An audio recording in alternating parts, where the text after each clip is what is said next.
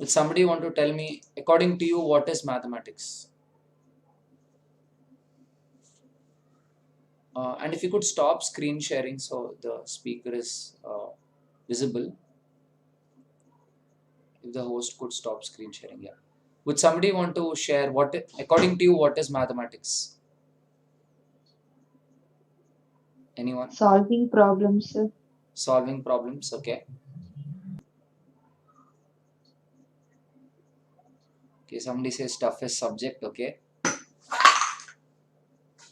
Anybody else? Solving problems, toughest subject. According to you, what is mathematics? So mathematics is the science of patterns and shapes and relationships between numbers, logic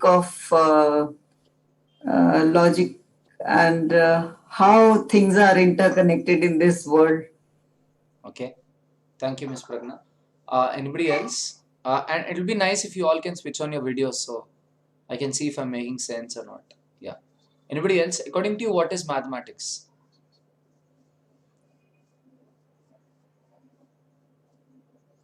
Something continuously don't know what is x and y, although you find it again and again. Okay. Anybody else? According to you, what is mathematics?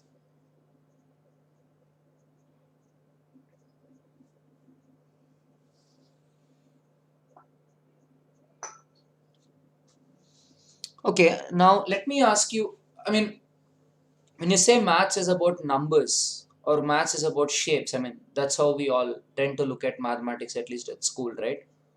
Now, what if I tell you there's a lot of mathematics with no numbers involved and no shapes involved? What would be your response?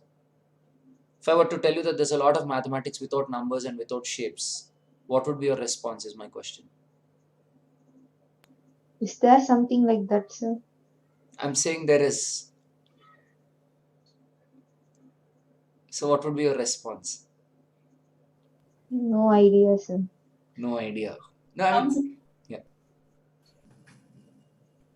Yes, it could be probably related to the way you think, deduction and uh, things like that, processes. Yeah. Not sure. Exactly. So there's a lot of logical aspects of mathematics where probably you're not going to have shapes, you're not going to have numbers. For example, if you look at game theory, let's say there are two politicians who are trying to negotiate on something. You could use game theory to understand what is this guy thinking and what is the other guy thinking. What is this guy going to do? So this guy is going to think that it's something like this, right? I know that you know that I know, so you will not do this. And you know that I know that you know, so you will do this. So all of this is again game theory, right? You don't have numbers there, you don't have shapes there. It's just ideas. So hopefully at the end of this discussion, we will have a more qualitative picture of mathematics. Now, let me try and bring a conflict here because through a conflict of ideas, we can synthesize new ideas. So let me ask you a question. Um in mathematics, we hold proofs in very high esteem. We hold proofs in very high esteem. Bertrand Russell and Whitehead came up with a 200-page paper or something for proving 1 plus 1 equal to 2. I'm not kidding. A 200-page paper to prove 1 plus 1 equal to 2. So I'm asking, why do you think mathematicians are so obsessed with proofs?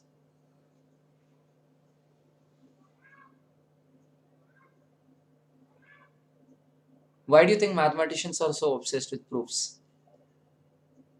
So they can use what they've proved in something else to find out something else. But why have a proof? Just live with the formula, live with the result, right? But why proof, and that too why 200 pages? To make it absolute, right? What do you mean by absolute? It's 100% right, like. What is 100% right? Yes. Bring a kind of standardization or agreement on which everybody agrees, which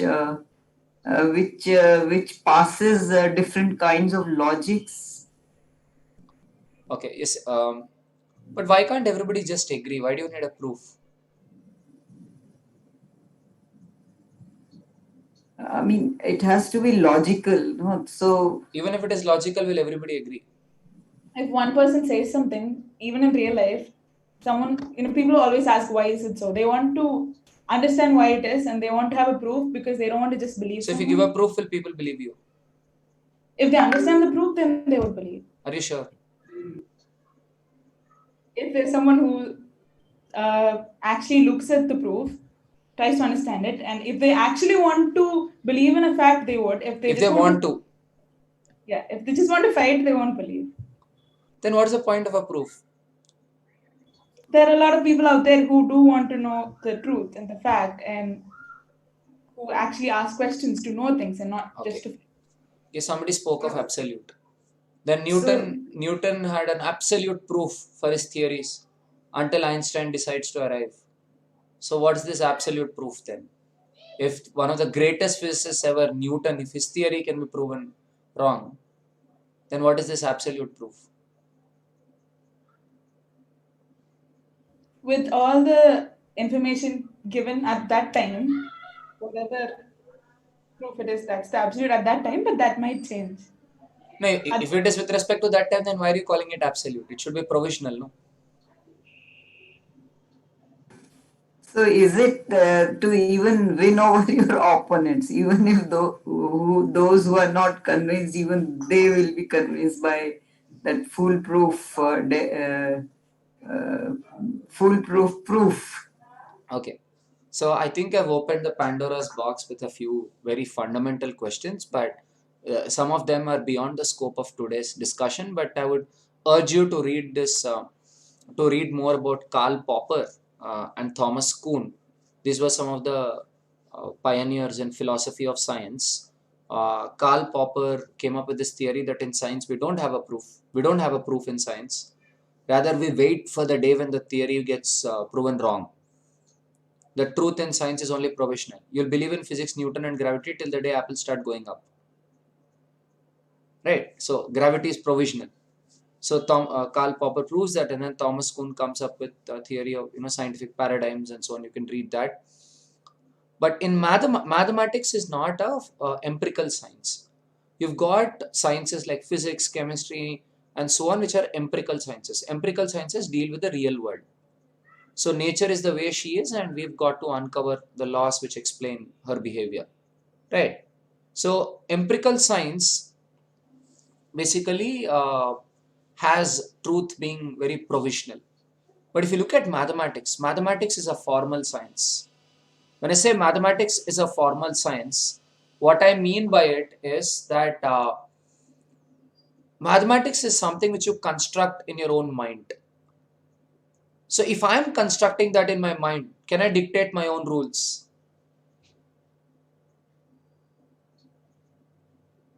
If it's my own minds, can I create my own mind? Can I create my own rules? so we use mathematics to describe the world around us. So whatever rules we create, if it goes with the world around us, I don't, as a mathematician, I don't give a damn. There's some problem with your world. I don't care about your world. Maths is my world. That's the attitude of a mathematician. I don't give a damn to the world. I do mathematics because I find it beautiful. so as a mathematician, what do you describe using your maths? My own world. Your own world is the world. You also live in this world, so everything that's in your world is influenced by whatever is around you, right? You also live in this world. Try telling this to mathematicians. Have you watched this movie, A Beautiful Mind? Yeah, try telling John Nash you live in this world. Just kidding. So what I'm trying to say is a mathematician doesn't have the burden of explaining the real world. Or at least in pure mathematics, you don't have the burden of explaining the real world. Like, why do you play chess? Do you play chess because you're going to get an army someday and you're going to go play a Bahubali match with somebody?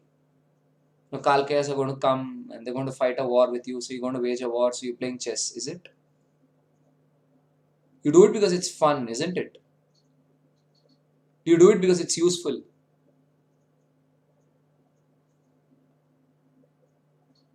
Or I mean, I come from Hyderabad. Do you eat biryani because it's like nutritious or healthy or something? Or you eat it because it's tasty?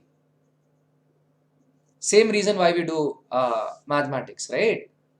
So mathematics is a formal science in the sense that all the rules are created by us. But again, while we create rules, one thing is we would want to see consistency.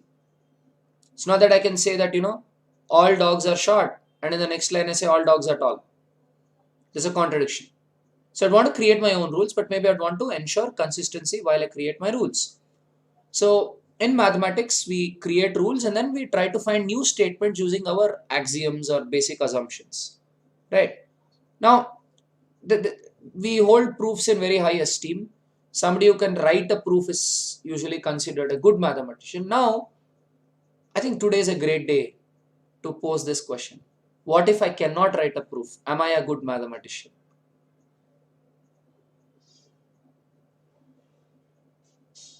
What if I cannot write a proof? Am I a good mathematician?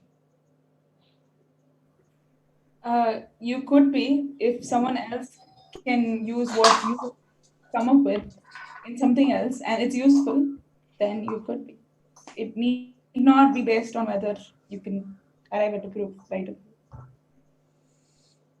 Okay, are you a good programmer or are you a good coder if you cannot write code?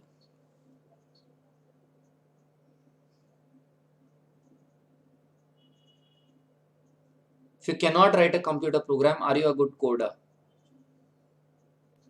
Maybe, sir, I can write the algorithm better. So I think with that, someone can create a code.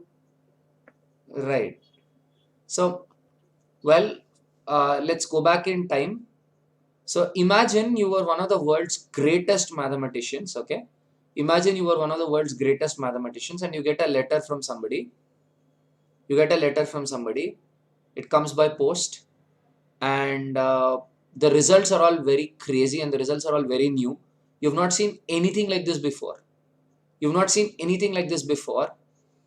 And then you see that this person is a clerk from India, and then you're like wondering, did this person really come up with these results? So you're wondering if this person copied them, but then you're like, these are so original, where will he copy it from? So what would be your experience? You're seeing like you're one of the best mathematicians in the world, you get like very crazy results and you have no clue of how somebody came up with this, and then you see that this person is a clerk from India with no formal training in mathematics. How do you react to this situation? If it were me, I would ask for the proof. You'd ask for a proof. Okay. Anybody else? If not proof, Yeah, same. I will be finding him and be asking like, how did you do this? Okay. What if the person is somewhere else and you didn't have this Airtel, Jio and all of that then, right? You didn't have Zoom. So you would take it up as a challenge and try to prove yourself and see whether and what if you're not getting a proof? then you ask your friends and colleagues and more learned What if no people. one is getting it?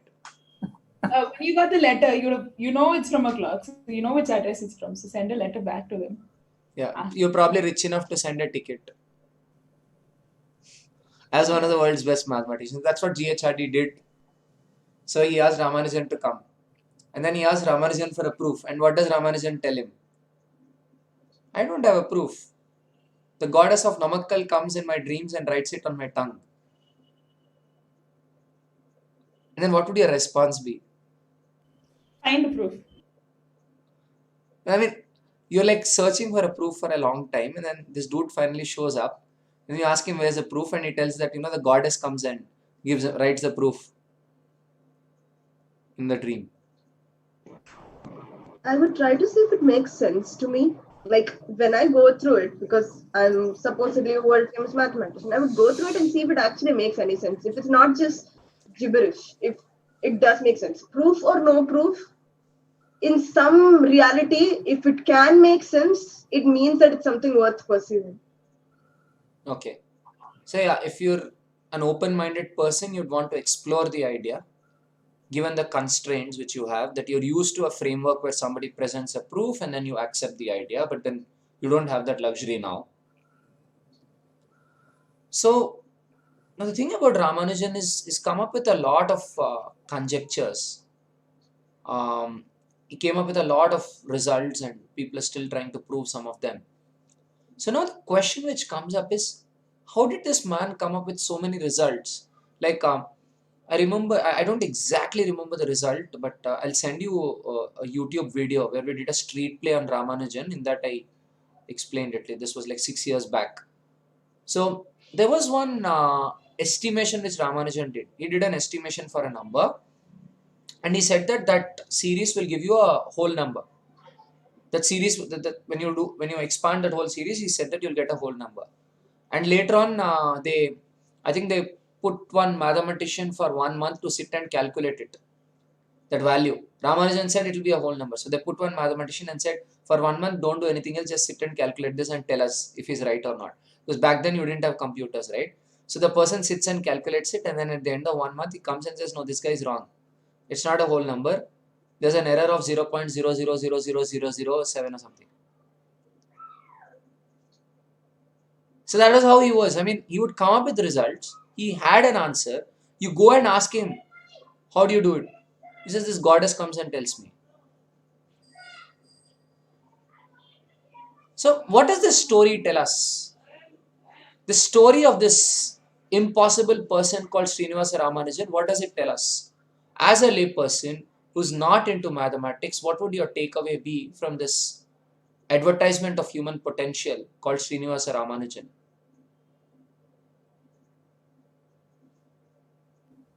That there is no impossible. Things are always possible.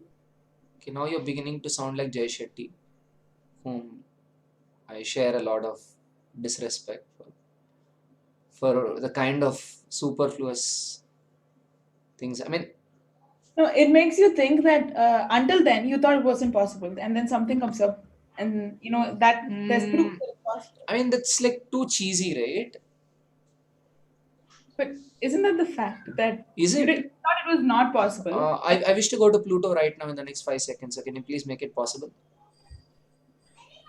Until someone says there's a way and shows us there's a way. In the next 5 seconds, I want to go right now. Maybe in the future someone finds Right out. now, right now. So, and we'll come back to this time, and then you can go 5 seconds. Sure. Okay. Okay, without a time machine, without using a time machine, right now I want to go to Pluto in 5 seconds. You would need a time machine. But you said anything is possible, right? The initial question you posed didn't involve the condition that time machines shouldn't be used. So I think the takeaway which I get, I mean, less motivational and more of, for the lack of a better word, a practical possibility, is we humans have this intuition in us. We have this intuition, and that provided you nurture your intuition well enough, you can sort of see solutions immediately to a lot of problems. Like if you've done enough mathematics, when you see certain problems, you can see the solution immediately. I mean, maybe normal people will have to spend some time thinking about the problem. What do I do here? What do I do there? And so on. But somebody who's done enough mathematics, somebody who's solved enough problems, somebody who's very passionate about mathematics can just look at the problem and say, hey, I think we need to do this here. I think we need to complete a square here. I think we need to factorize it here. I think we need to try this theorem here. Somebody can just come up with it. Now, the same thing you see it across different fields. When people can nurture that intuition, there's a way to nurture that intuition. And once you nurture that intuition, you can almost immediately come up with an idea or how to do it. So now when you have, but again, your intuition could be wrong, right? So do you follow your intuition? Because your intuition could be wrong.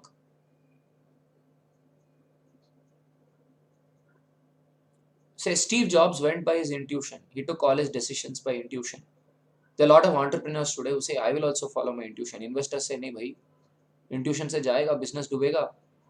You'll go by intuition, your business is going to drown and I'll drown along with you. When there's less choice, you go by intuition, but you could drown with intuition. So what do? If the alternative is really bad, then you go by intuition. Well, the alternative is not to drown. The alternative is to stay where you are. But if staying where you are is not what you want to do, if that's doesn't make you happy, it doesn't make you content, you want more, and for reaching more, you need to follow your intuition. Then that's what. But do you realize you could actually subject your intuition to rigor? Your intuition is a source of ideas. Your intuition is a source of ideas. But your ideas can then be subject to rigor. You could question your ideas. What do you mean by rigor? It's like this, right? I mean, the most khadus, the most strict teacher you may have in school, like you write a very good answer and the teacher can still find a way to cut your marks. Did you have such a teacher at school? At India, I'm sure it's very hard to find a person who's not had such a teacher. So, rigor is such a teacher. So, rigor is a system of carefully evaluating your deductions. You come up with deductions. Statement A is true, so statement B is true, so statement C is true, C is true, so D is true, D is true, and then there's E, and D and E put together give me F, and so on. These are called deductions, right? So rigor is a system to evaluate your deductions, to check your deductions. Are they true? So your intuition can supply you ideas. Your intuition can supply you ideas, and your rigor can actually can actually evaluate whether those ideas are logically flowing from the base ideas or not. Well, I think only 2-3 people are speaking. I understand that we all come from the Indian education system, but it'll be nice if we all talk, right? So I understand that we are used to a lecture format, but I'm sure we've seen enough lectures in our life to realize lectures don't work. So, at least on Ramanujan's birthday, it'll be nice if we can use our intuition and be a little more spontaneous and talk more, right? If there are more voices coming in, more ideas coming in, I think I'll enjoy this too. So I request the others also to talk and respond to the questions. I see some of you sending it on chat. So I'll appreciate if you could unmute yourself and speak it. I'm sure your voice would be a lot more nicer than your text, right? So my next question is, when you say that, okay, intuition and rigor can go in together. Now, let us say you are one of the greatest economists in the world, and the world is looking at development of a country by seeing the wealth, right? How much money the country is generating is the measure for development of the country. And let's say you're considered people's economist. Would you be happy with this way of measuring the development of a country?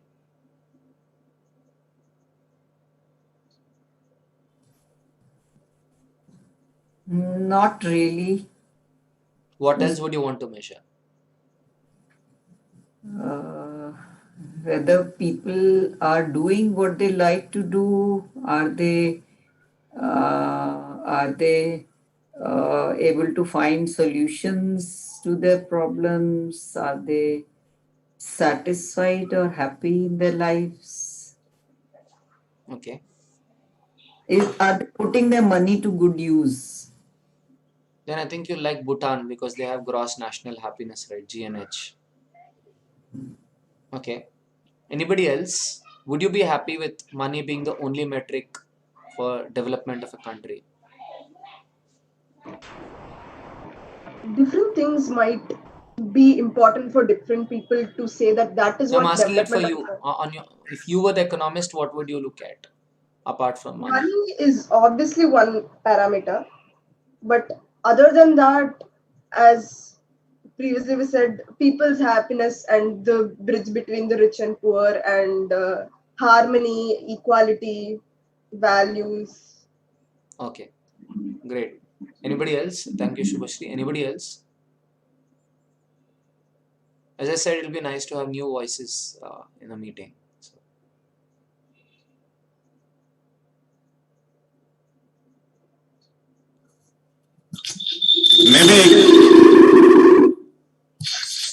Maybe if we can equate all parameters with money.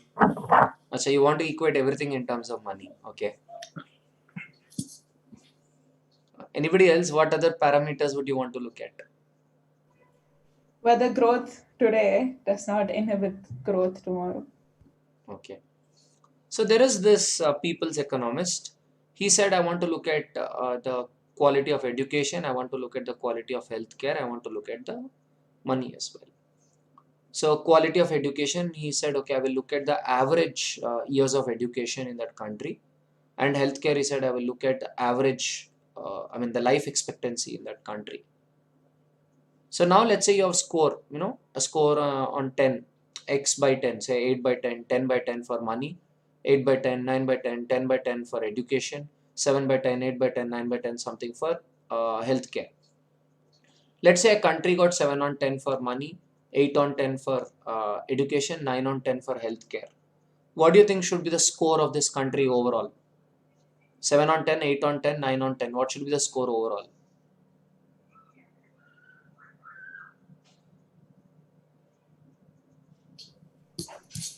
Eight on 10. If each of these is given equal importance. So do you think they should be given equal importance? No, but I think the formula need not also be linear. It may change over a period of time after a certain stage of development. Okay. So let's assume that they're all given equal priority. So yeah, so you're right when you say the formula need not be linear. Now let's ask this question: if I take the most basic formula which we study in school, a plus b plus c by 3, the average. So if you go by average, you're getting an 8. Now let us say there is one country which gets a 10 on 10 in terms of money. It gets a 4 on 10 with respect to healthcare, and a 4 on 10 with respect to education. With respect to healthcare, it gets 4 on 10. 10 on 10, 4 on 10, 4 on 10. There's another country which gets a 6 on 10 with respect to money, 6 on 10 with respect to healthcare, 6 on 10 with respect to education. Which country do you think is a better country? It depends on what measure we are using. According to your point of view. Forget the measure. According to you, which one is better? Why? Because they're very balanced. Their growth is in such a way that they're focusing on all the sectors. Are you using maths to tell this, or are you using your intuition to tell this? Intuition, not math per se, but there is a mathematical way to look at it as well. So what is that mathematical way to look at it? Variance, standard deviation. Okay, so you're saying that you look at the less standard deviation. Okay, let's say there's a country which has 2 on 10, 2 on 10 and 2 on 10. So is that country better than this? Standard deviation is 0. I will look at, in that case, I will first take standard deviation and then I look at the average. This is cheating, I have a chronology of looking You're coming up with the mathematics after you tell me your decision. You're using maths to justify yourself, but you're not using maths to take your decision. Yes. So this is cheating, right? You're supposed to tell me your math first and then tell me your decision. But rather you're taking your decision first and you're using the convenient mathematics to defend your decision. Isn't that what we use when we solve a problem also? We first, we decide what we want to use as and when we go through the sum. Okay, that is called manipulation, right? Yes. And that is unethical, right? Academic dishonesty is call it. No, but also by experience of doing so much math in life, maybe you're involuntarily actually using math, but not really able to realize that that's the reason you made that decision. That's exactly. Maybe not just be intuition. No, but that is intuition, right? When you're not systematically doing it, but somehow there's a voice inside you which is telling you, okay, this is what you're doing. You're not aware of what's going on, but you're getting some answer. So as I said, that intuition can be subject to rigor. Now, I think Subhasri has a view that the 6 on 10 country is doing better than the 10 plus 4 plus 4.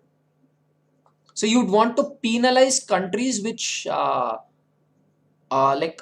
score well in one criteria and stay back in the other criteria, right? So now is A plus B plus C by 3 penalizing countries for that? Is a plus b plus c by 3 penalizing you for not being consistent? Or does a plus b plus c by 3 reward you for consistency? It is not really taking consistency into consideration. Correct. Like it feels like So it's not taking consistency into consideration. So that is not your metric. So what you're doing is now you can start putting your wish list of, you can start putting your wish list of your demands. What do I want out of this metric? I want this metric to look at my education, health and economy with equal priority. I want it to look at consistency. You could start listing them that way. And then you realize I will not use an arithmetic mean, I can use a geometric mean. ABC whole power 1 by 3. And then you realize Gujarat suddenly falls down. And so this person is not very popular there. And you know whom I'm talking about.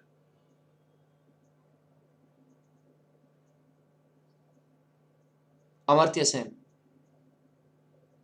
Human Development Index. It is just ABC whole power 1 by 3. Right? And today at a global level, HDI is used to measure inclusive development. So when you look at mathematics, there are two ways of looking at mathematics. One way is there's a formula and I follow the formula. And other ways I can synthesize a formula. That I look at my requirements and I say I want a metric which meets A, B, C, and then I synthesize something which can meet those requirements. So you start with an intuition. And then you can formalize that intuition. Am I making sense? Yeah. So you started with an intuition that I want to reward consistency. You started with an intuition that I want to have A, B, and C as my inputs. It's a box. A, B, and C are three things which are thrown into the box, and the box gives me one score. I have a function. It takes A, B, C as an input, and it gives me a number as an output. Say 7 on 10, 8 on 10, or 10 on 10 or something. So you're able to formalize your intuition. In mathematics, we learn the art of formalizing something. Now, when you talk of sustainability, the problem with sustainability is people have a lot of ideas, but those ideas are not rigorous. When the ideas are not rigorous, what happens is, Samyukta is going to tell something about sustainability, Subhashri is going to tell something else, and then somebody else is going to tell something else, and what do you end up doing?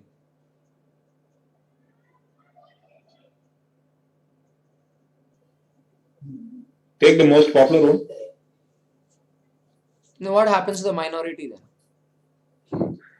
The minority are heard, but the majority take the decision. Okay, that's not democracy. I wish we had better civics education at school. We unfortunately learn democracy as majority rules, but that's not democracy. Democracy is the rule of people, which is why democracy also talks of special rights and democracy talks of minority rights. So it's not that the majority always dictates what is to be done. True that. So then now if you're saying that there, like say Mr. Ratnavel is here and let's say the majority does not agree with his views and the majority goes with a vote and goes with that. So isn't that kind of disrespectful of Mr. Ratnavel? If you're just voting and saying, no, I'm sorry boss, we got 8 votes here, you and one more friend of yours voted and that doesn't count, so I'm sorry, we can't go with you. Isn't that disrespectful towards those two people? You're better off driving a consensus, right? That you come to a common stand and you get him into confidence and say, okay, we're taking this and let's go forward with this. So if you want to do that, isn't it important for everybody to share a common vision which is agreeable to everyone? Not out of coercion, but one which everybody accepts voluntarily because they truly believe in it voluntarily. So for that, isn't it important to rigorously articulate what you mean by sustainability? But what is the problem? When you start thinking of sustainability, you start thinking of a world, you start thinking of a dream of your world, you start thinking of how resources could last longer, You start thinking of how we could be healthier. You start thinking of how all the virtues and all the good things could, remain longer. You start thinking of how happiness could be an integral part of what you do. So when you start thinking of all these, it's very intuitive. You don't have a concrete representation of what you're doing. So then can you ask yourself a question, okay, my intuition is good. I will respect my intuition. Let me not dismiss my intuition. Let me remember Ramanujan and let me respect my intuition. The problem with India is, again, a lot of us are socially conditioned to believe that there are some right answers and wrong answers, so we dismiss our intuition. That's not a right thing, right?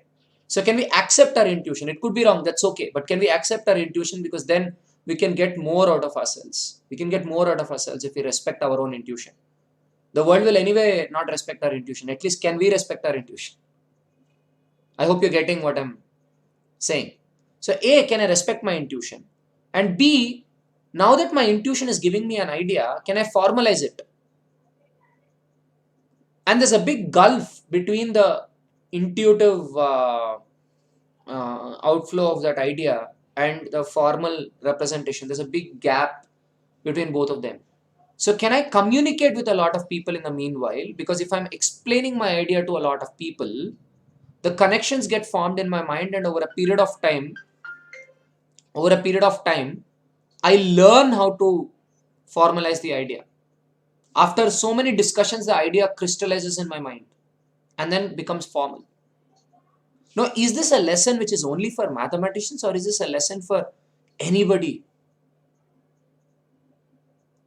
You wanting? Yeah, go ahead. Yeah. In fact, that is what we do. I mean, we get an idea and then we talk to a lot of people and then we kind of assimilate it and grow it and multiply it and then execute it. So we normally don't take a decision in isolation. Yeah, thank you, Ms. Pragna.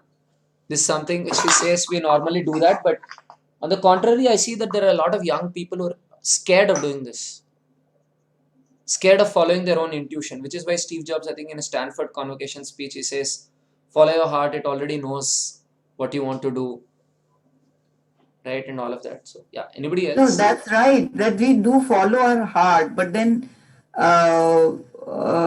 like we don't stray from what we want to do, but yet we include other people because sometimes their ideas are good. Age doesn't matter. It can be younger people than your own age who can give constructive ideas, and also some people can point out the weakness in your argument.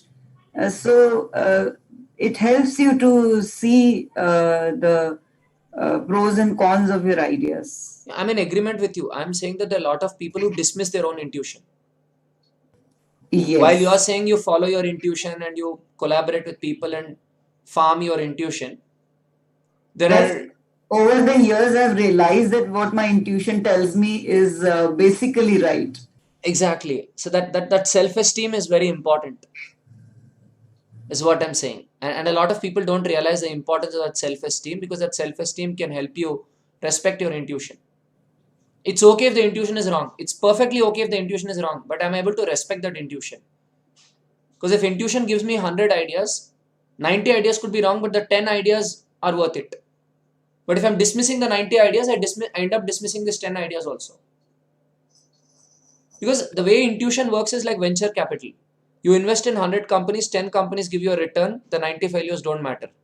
Because the 10 companies return is so massive that you end up recovering the losses of the 90 ideas. So intuition always works like venture capital. You know, Mark Anderson, I think he invested in Instagram. He gave $250,000 and got $76 million out of it. So his money grew 312 times out of the investment. So ideas and intuition fetches that venture capital kind of return. So what I'm trying to say is, when you think of ideas like sustainability, can you start with an intuition and can you formalize it? Now, when you try to formalize it, an important question is, can you talk to different people and see how others have formalized it, and can you synthesize your own very personal notions around it? Now, I will just leave a few ideas to you, and then take Q&A. I will spend next 5 minutes throwing some ideas at you with respect to sustainability, and I'll connect the dots with the philosophical picture which I presented before you so far. So when you talk of values, what are values? We kind of have some principles which are like guidelines or which are like boundaries where we say, okay, I will not cross this boundary. Those are values, right? For example, you talk of integrity, you talk of honesty, or you talk of respecting the environment, or you talk of people, planet first, people second, and profits third, and so on. Different companies have different values. So these values are principles or guidelines or boundaries which you draw, right? Now, a question is, as a young person who's seeking a job, would you search for a company whose values align with your personal values? Maybe 100 years back, it was not the case. Today, there are enough studies to show that the people who are interested in aligning their personal values with the company's values, right? For example, there is one large corporate in India. I do not buy their products at all because my personal values go against their values. So in that way, I think we're having more and more consumers who are willing to pay a little extra to a competitor to buy from the competitor and not go to the cheapest alternative because their values are not matching. And this is why of late you're also seeing a lot of boycotts, right? You're saying, I'm not going to buy this and so on. So setting up the definition of values this way, that again, in maths, one thing which mathematics teaches us is to set up definitions. Not just go with vague ideas, but set up definitions. Values are some principles which draw boundaries. Boundaries of I can do this and I can't do this. So values are those principles. Now that I have values, the assumption is that now the world is moving into a kind of a future where more people are basing their decisions on personal values. Do they choose something? Like do I choose a product or do I choose a company to work for? That is dependent on my personal values. That's my assumption. Now, so then an interesting point is Mahatma Gandhi and J.C. Kumarappa came up with this thing called Gandhian economics, where they said the company is producing not to make profits, but the company is producing because of their commitment to their values. It's like they compare Gandhian economics to a mother and say a mother produces or cooks something not because she gains something from it, but because of her personal values. So because she wants to take care of the kid and so on. So similarly, J.C. Kumarappa and Mahatma Gandhi, their idea of economics, they say that it's value-driven production. So, and they also ask this question: if your customer was your god, would you give something inferior to your god? Would you give something which is low on quality to your god?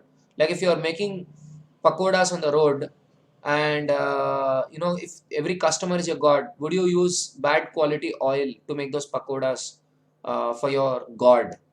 That's the question they ask. So that's one theory.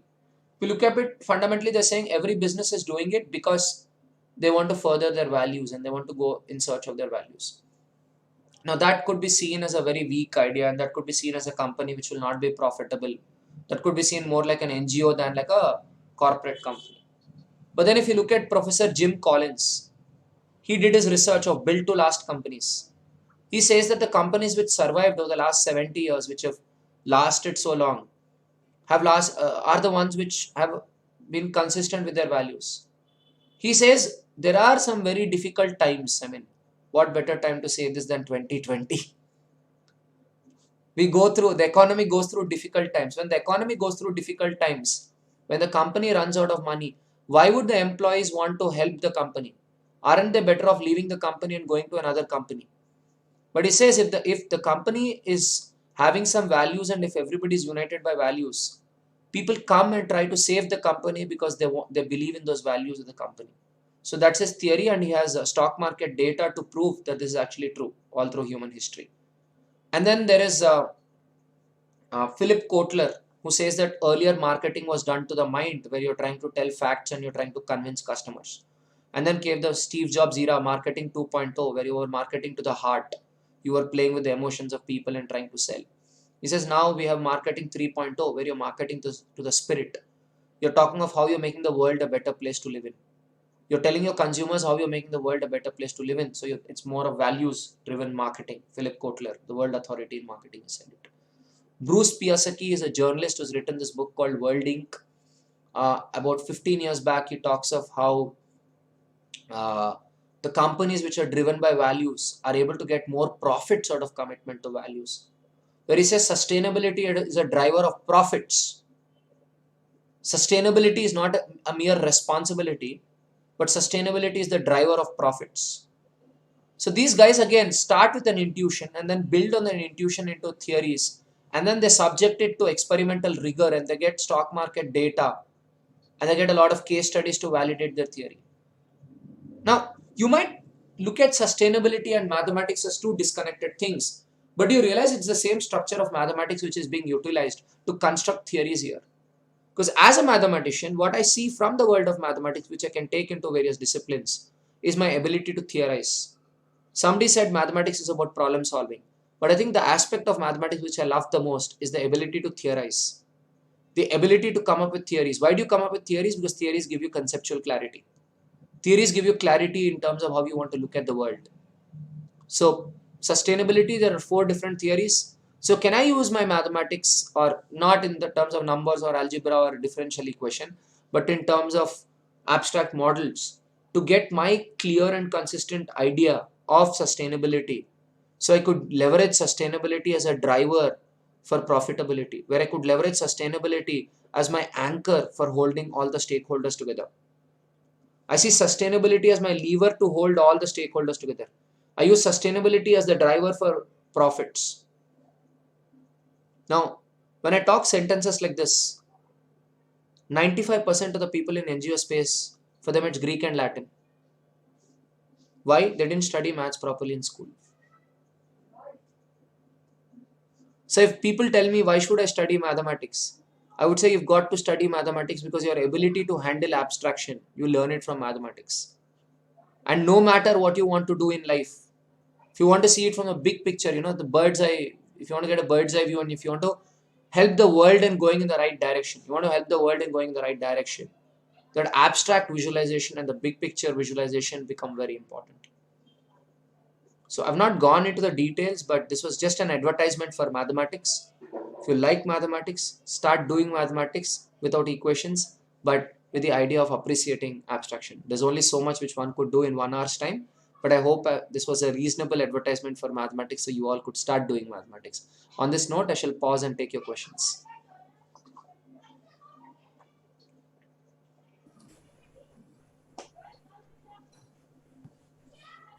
So where does one begin to read about this kind of mathematics, especially an old person like me who doesn't know any maths?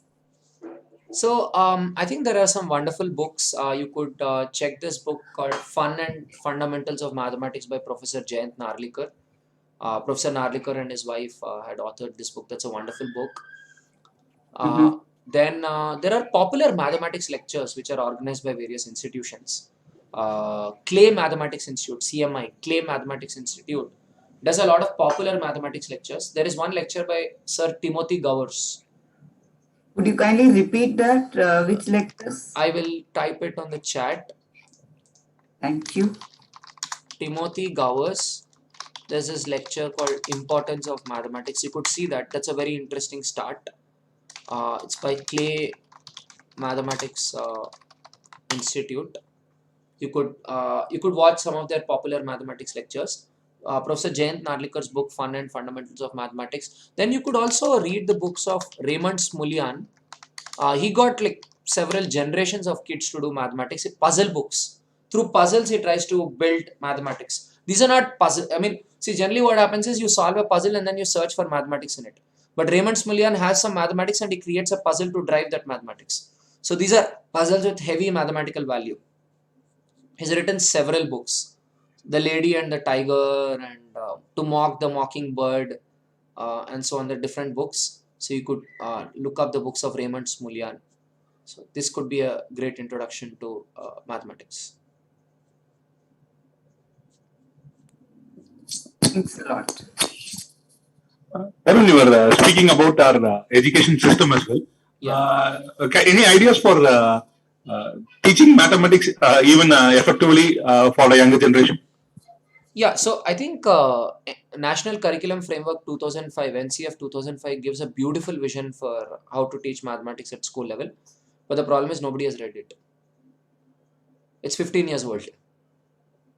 So interestingly, the maths focus paper was written by my thesis advisor, Professor R. Ramanujan. It's a beautiful document. I urge you to have a look at it. How mathematics can be taught at school level, where you look at the higher aims of mathematics, not just the problem solving and the other things. I mean, problem solving, again, the way you teach problem solving can be very different. Like for example, in this paper, Professor Ramanujan writes, heuristics are used by engineers, scientists, and all, and it's a safely guarded secret by our school textbooks. School textbooks don't introduce you to heuristics, but real life problem solving involves a lot of heuristics. So I think there are a lot of important ideas which have to be brought to school level. And one other thought leader whom I would introduce you all to is George Polya. George Polya was one of the greatest mathematics teachers ever. There's one video of his on YouTube as well. You could search. I'm just again typing his name in chat. George Polya. So Polya's system of teaching mathematics can again be utilized. And what this does is it looks at the kid as a knowledge creator and not a passive knowledge consumer. Where the kid derives the method, when the kid synthesizes the method to solve a problem and not merely follows whatever is given. So I think Polya way of doing maths is interesting. At Deep Thought EduTech Ventures, that's what we do. We work with school students and through weekly workshops and so on, we make students look at mathematics as knowledge creators rather than passive knowledge consumers. We work with students to do the same. But if anybody who wants to do it, you can connect with me. We are looking to collaborate with many more people to make mathematics more research focused for children. And B, you can look at NCF 2005 also. That's a wonderful document to look at in terms of how to look at mathematics education. I mean, forget it from a teaching point of view. As a learner, I think that could really enrich you in terms of how you go about life in general. So it's a wonderful document and I urge all of you to have a look at it. It's available on NCERT website. You Google it and you'll get it, NCF 2005. Yeah, I already Googled it and got it. Thank you. Thanks a lot. Yeah. Anybody else has a question? Hi, Tarun. This is Kashyap here. Yeah, hi, Kashyap. Yeah, I have a question around how does one inculcate, curiosity to be intuitive enough? I have an answer which may not, people may not like my answer, but I feel curiosity need not be inculcated. Curiosity exists at birth. Rather, the problem statement is how do you preserve curiosity? So, Right. how do you not damage curiosity? So, I think one way is to respect wrong answers. So, I think as long as we are able to do that and as long as we are able to learn to say, I don't know, I think these two things should be good enough. So, besides that, I think introducing students to analytical philosophy and various philosophies could be helpful because what is philosophy? Philosophers are people who are interested in knowledge structures. What is philosophy? Phil-sophy, right? Love for knowledge.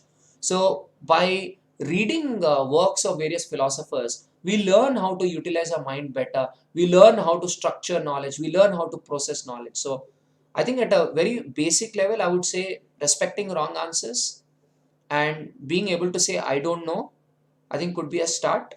But if one wants to work more, reading more about philosophy, I believe is a great start. So if you're looking to start reading philosophy today, I would urge you to look up this website, plato.stanford. Just Google plato.stanford. It's the philosophy encyclopedia of Stanford University. So you'll get a lot of articles of various things. Like you want to understand what do philosophers think of knowledge. What does the word knowledge mean to a philosopher? You'll get an article on knowledge. It's like Wikipedia, but it's for all philosophical content. So you will get a survey of different philosophers' work on a topic through plato.stanford. Right. So I think a way to do it is to read up various philosophies. Mhm. Yeah, one more thing I wanted to know is, the combination of, intuition with rigor, I think, right? That is what was the catch for me. So how does one not get bored while being rigorous? Right? I mean, sometimes when you fail, right? I think when you fail, you don't feel like continuing, right? So how do you preserve that perseverance to continue the rigor? And how does one validate, the amount of rigor one is putting in scientifically enough, right? Because that is again a place where people might dilute rigor, and not understand rigor itself, right? So I think any thoughts on that? both of them are very explosive sort of questions and very important questions. Uh, I'll take the second question first. Yeah. I think it's about how you expose yourself to various systems of rigor.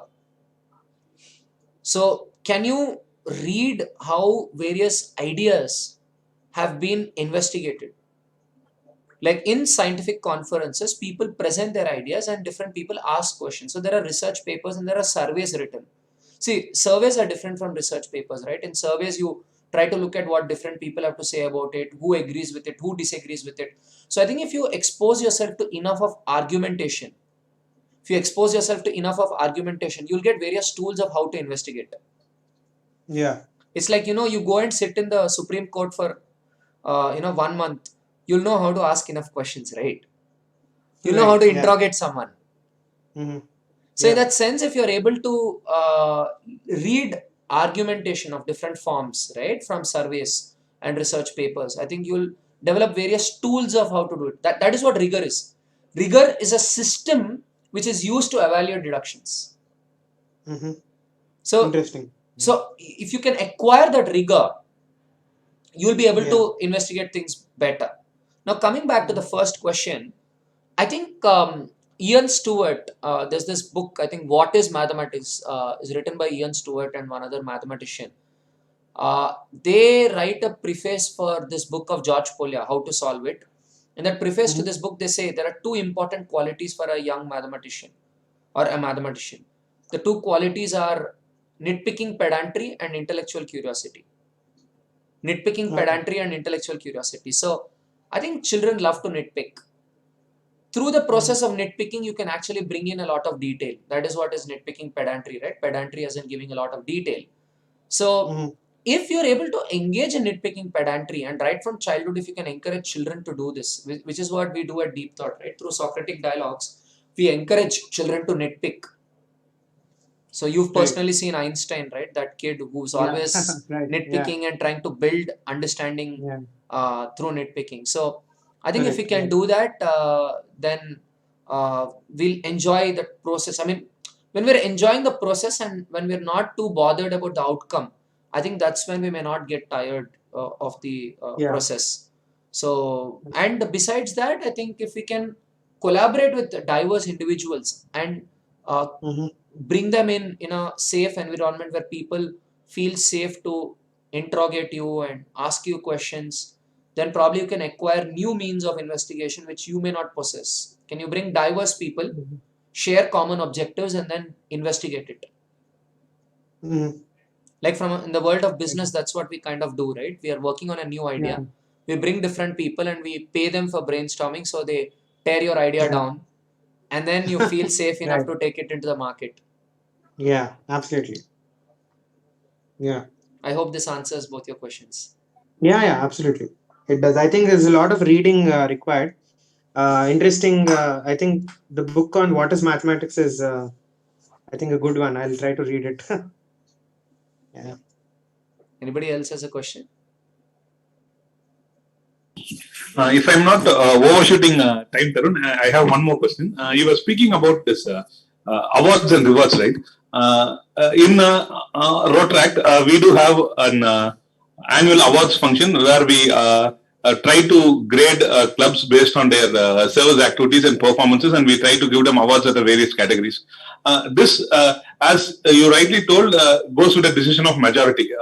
I don't know whether we are doing it right. After hearing your lecture, I do have a doubt whether we have been doing it right all these times. Can mathematics be employed for these things? Not only for our awards, even for Oscar awards or National Film Awards or like that? Yeah. So that's what a CEO is supposed to do in any company, to design the measurement metrics. So if you design the right measurement metric, right, then you will be able to induce the right sort of behavior among people. people try to do something which optimizes their score. So if people are trying to work towards getting the maximum votes, they'll end up doing something which is popular. But a lot of times impactful work would not be popular at the beginning. Right? I mean, Darwin's theory of evolution was rejected at the beginning.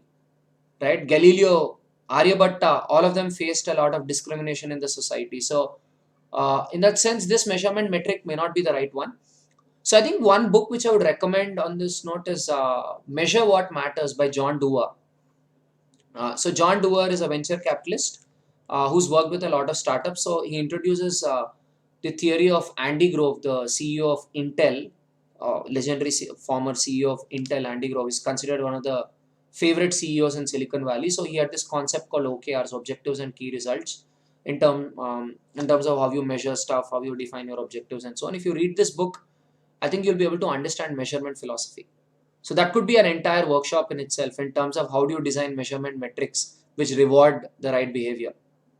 Like in companies, you've got KPIs, right? Key performance indicators. So unless you define your KPIs properly, you'll not be able to get the right results out of people. So, but to answer your question, yes, mathematics is useful in terms of understanding what is it that I'm trying to measure and how do I measure it so that I get the right results. And I'm planning to do a workshop on this soon. So I'm happy to share an invite with you when I do this workshop on how to design measurement metrics. But I'm hoping this will not be one workshop, but a series of workshops because it's a very intensive subject, how to design measurement metrics. The easiest thing to do is to make a rubric. The easiest thing to do is to just make a rubric. But a more challenging thing to do is to define a measurement metric, which is a lot more transparent. Yeah. Anybody else has a question?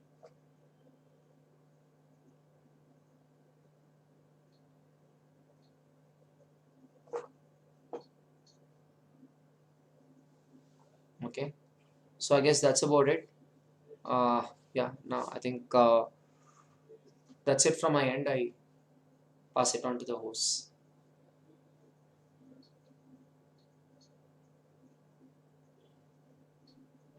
Thank you so much for this really fun and interactive session. I didn't expect it to be so diverse. Like it was about logic, rigor, democracy, philosophy, values, even about marketing, and most importantly, intuition.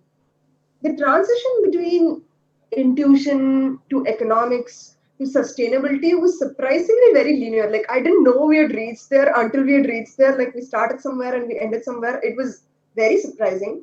And many times I had moments when I just went, oh, I just started nodding my head vigorously in times when I couldn't unmute myself. I just nodded my head. And I was able to I got a lot of things from this 1 hour, but the one thing at least which is related to sustainability, I guess, it's not just about thinking what I already know or the ideas that I had and making decisions. It is also about intuition and the ability to theorize, as you said, and also using a part of mathematics without numbers, which is something that I feel has been quite unexplored, at least by me, which I plan to do in the future. And I think using those things, we will be able to handle the issue of sustainability, so not completely solved. I don't think it's an issue which can be solved in a day. And obviously, I'll definitely check out all these links and books, at least the name or the first page of them. I will try my best to go through the things that interest me. And thank you so much again. Now, Rotractor Samyukta, Rotract Club of Coimbatore Cosmos, will present the vote of thanks. Good evening, everyone. First of all, I'd like to thank Mr. Tarun on behalf of all the clubs present here for accepting our invitation on such short notice and for sowing a lot of seeds of thoughts in our minds. I'm saying seeds of thoughts because it's not just one thought. There's a lot of new things, and thank you for that. In the same line, I request everyone here to think of one thing that you want to, like, a lot of times we go to events and we come out of the event and we forget about what happened there. So I request you to take one thing and make a commitment to think more about that one thing.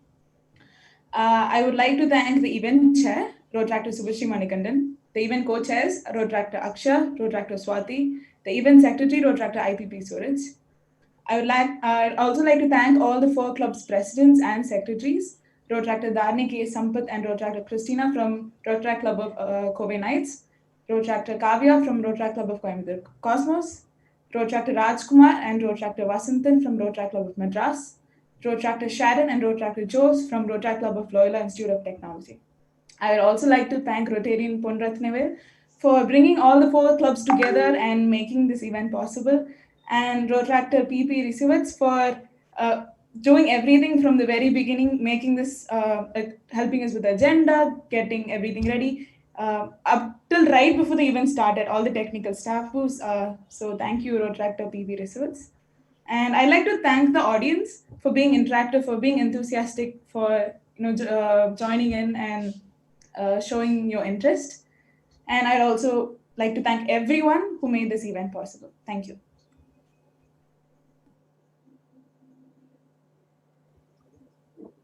Thank you, Samyukta. I once again thank everyone for joining us today. Have a good night, advance Merry Christmas, and a Happy New Year. Thank you all.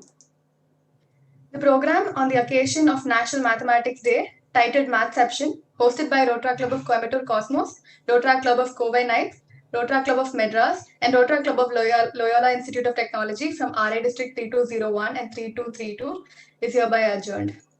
Thank you all for joining.